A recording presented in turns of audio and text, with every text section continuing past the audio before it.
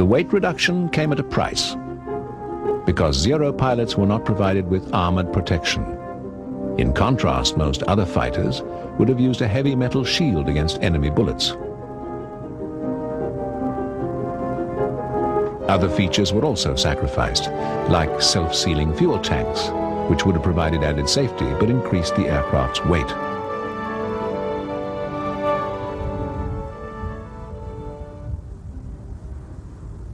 These omissions were made not out of any disdain for Japanese fighter pilots. Rather, it was a pragmatic formula to give the Zero speed with tremendous agility. And these two factors alone were expected to increase the pilot's chances of survival, and at the same time produce a much more effective weapon.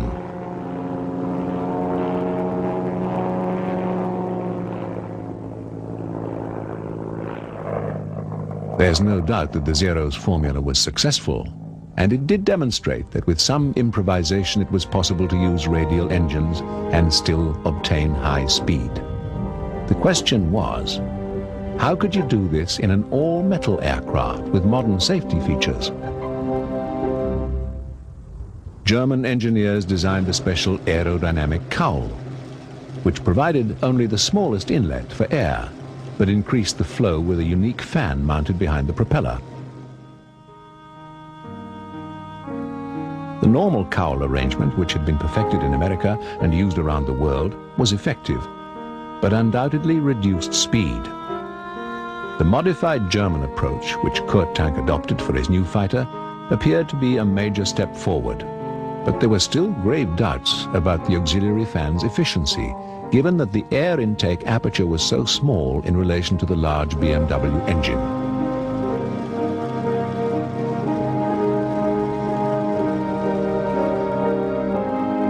But there was no doubt about the plane Kurt Tank put behind the engine.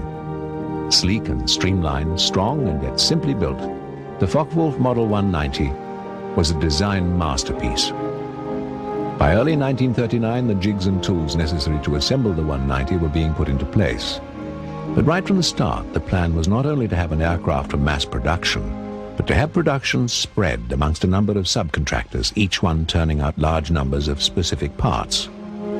Even in 1939, long before Germany suffered Allied bomber raids, the German High Command could see the merits of mass production through a decentralized supplier system, which would continue turning out the tools of war in small factories that would be elusive targets for the Reich's enemies.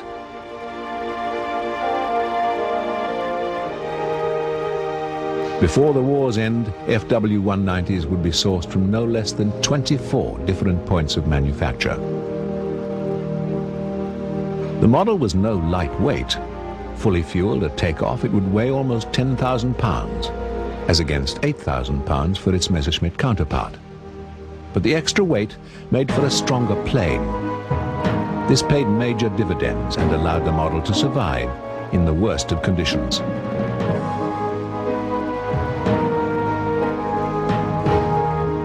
But the big question still remained. Would the added power of the BMW 193 18-cylinder engine be enough to compensate for the extra weight and drag of the Focke-Wulf design against the ME 109?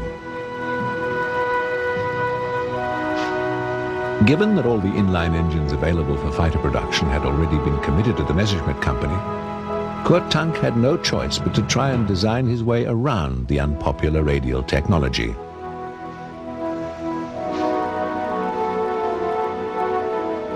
When this prototype was nearing completion, few would have imagined it to be the first of over 20,000 FW-190s. Another difference from the Messerschmitt was that whereas the 109 had demountable wings joined to the fuselage by a single spar, Kurt Tank's plane used very strong wings which were bolted together as one piece before the fuselage was positioned above. And even the joints were concealed behind an aerodynamic plate to increase strength and speed.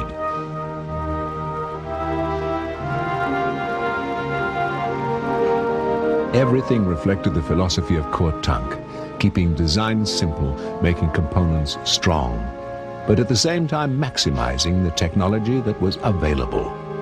like electric power for control surfaces and the operation of the undercarriage. There was also a clever spring device that activated the tail wheel. Soon the BMW engine was ready for fitting. This key component for the whole project was about to be tested in combination with the new formula of power, weight and aerodynamics.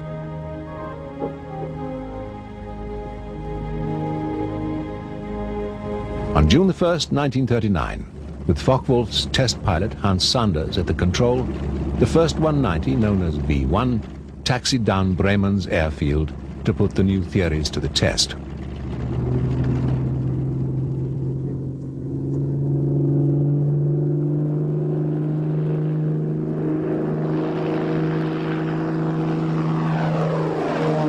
There was elation and disappointment. Sanders quickly established that the 190 had excellent maneuverability and that the engine's extra power compensated for the plane's weight. But the cooling system simply didn't work. Sanders said it was like flying with his feet in a fireplace while he endured the shortcomings of the new aerodynamic cowl. But still, this was a problem that could be solved. The basic concept of the well-balanced shape supporting a very powerful engine with the added safety of a wider undercarriage was impressive.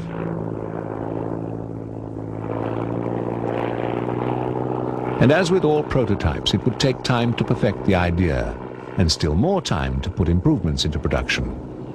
In the middle of 1939, the Wehrmacht needed just a little more time for many of its new inventions to be perfected. And it achieved this with one of the greatest charades in history.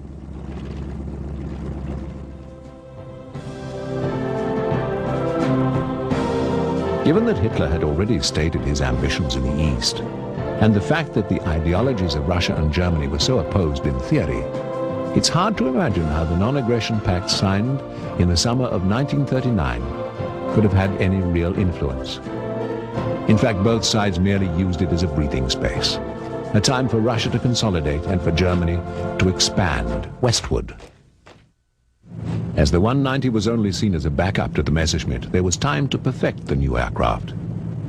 The problem with the engine was solved by using an even more powerful BMW radial. The model BMW 801 was also heavier, so to retain the plane's center of gravity, the pilot's position was pushed back, thus reducing the heat problem. However, the aerodynamic cowl was doomed to failure. But overall, Kurt Tank's design was evolving into a winning formula. And Reich Marshal Goering gave instructions that Focke-Wulf should prepare to expand production of the new fighter, like so many hot rolls in a bakery.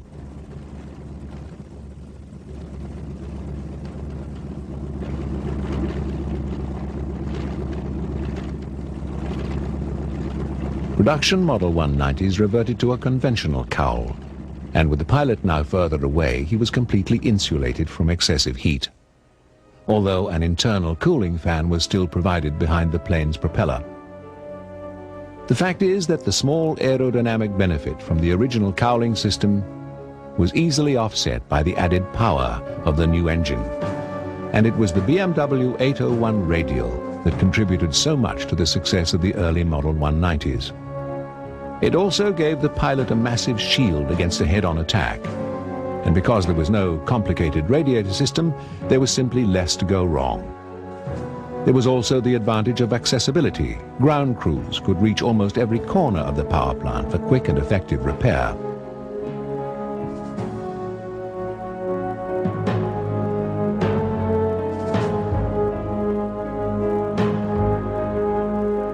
There were other advantages over the Messerschmitt. The 190 had a high canopy which offered the pilot all-round visibility, and in an emergency the Perspex hood could be blown off with explosive charges. Attention to detail in design produced other refinements in the 190, like an external fuel gauge and the hinged panels for quick and easy access by ground crews and for tighter seals.